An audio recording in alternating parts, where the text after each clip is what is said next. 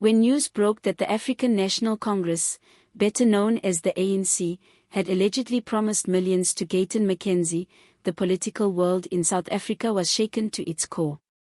It is the kind of story that grabs everyone's attention immediately.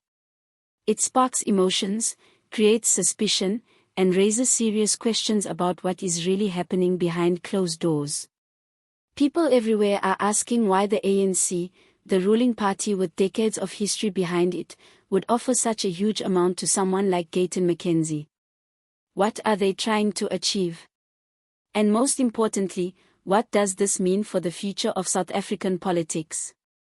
Today, we are diving deep into this developing story, peeling back the layers, and uncovering the hidden truths that some people would rather keep secret. So sit back, relax, and let's go on this journey together. To understand why this news is so explosive, we first need to take a step back and understand the historical relationship between Gayton McKenzie and the ANC. Gayton McKenzie is no stranger to controversy. He rose to prominence as a businessman, motivational speaker, and later as a political figure. He is known for his strong views, fiery speeches, and his willingness to say things others are too afraid to say. Over the years, McKenzie has positioned himself as a voice for change, often criticizing the corruption and mismanagement that many say have plagued the ANC. At the same time, he has shown that he knows how to navigate the complicated world of South African politics, building alliances and finding ways to make his voice heard. The ANC, on the other hand, has a long and complex history.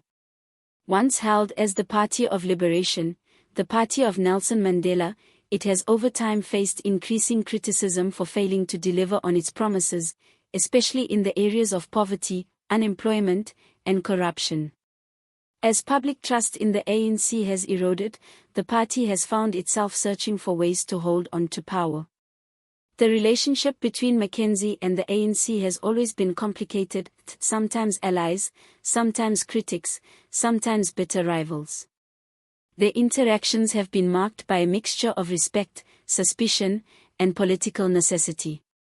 It is against this backdrop that the recent news must be understood. When we hear that the ANC has allegedly promised millions to Gayton McKenzie, it is not just about money, it is about influence, power, and survival. It raises the question of whether old enemies are now being turned into unlikely allies in a desperate bid to secure political futures. Digging deeper into the current situation, several key factors come into play. First, we must consider the timing. South Africa is approaching a critical election period. The political landscape is shifting, new parties are gaining ground, and traditional loyalties are weakening. In this environment, every vote counts and every endorsement matters. The ANC knows that it needs to broaden its appeal if it hopes to maintain its grip on power. By reaching out to influential figures like Gayton McKenzie, the ANC could be trying to tap into new voter bases, especially among communities that feel left behind by traditional politics. Second, we must consider McKenzie's influence. Though he may not command a massive national following, his voice carries weight in certain communities. His endorsement or even his neutrality could tip the balance in close contests. For the ANC, securing his support, even at a high cost, could be seen as a strategic investment. But this leads to a deeper and more troubling question: at what cost? If millions are indeed being promised, where is that money coming from, and what exactly is being promised in return? These are the questions that critics are now loudly asking. Adding to the intrigue is the fact that neither side has offered full transparency. Statements have been vague, denials half-hearted, and the lack of clear information has only fueled speculation. Some analysts believe that if true, this deal could mark a major shift in South African politics, where behind-the-scenes deals and financial incentives play an even bigger role than before. Others worry that it could further erode public trust in the political system, reinforcing the belief that politics is nothing more than a game for the rich and powerful. From McKenzie's perspective, aligning with the ANC could be a risky but potentially rewarding move.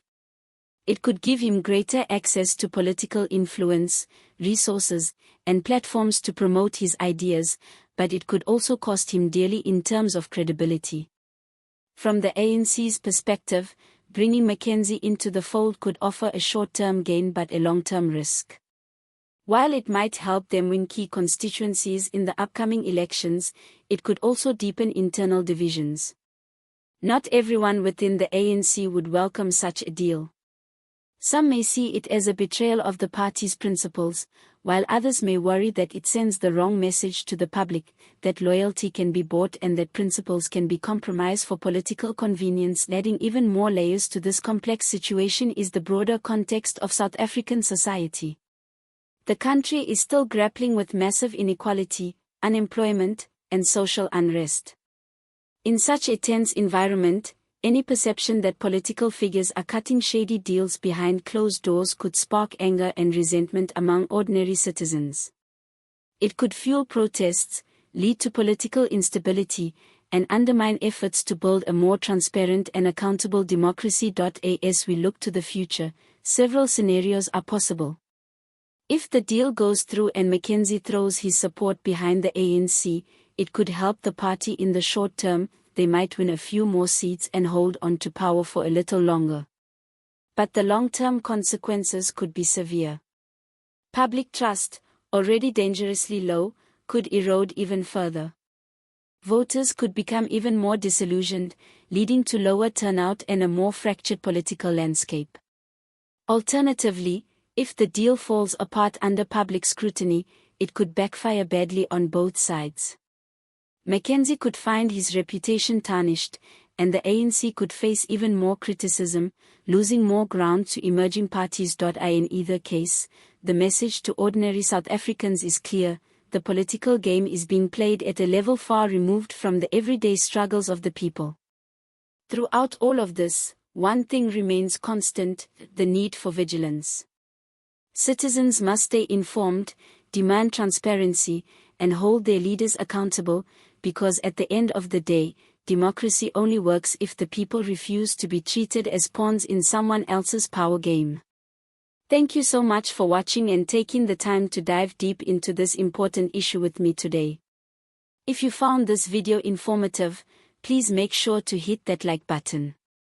And if you want to stay updated on all the latest political news, analysis, and hidden truths that the mainstream might not be telling you, don't forget to subscribe to the channel right now.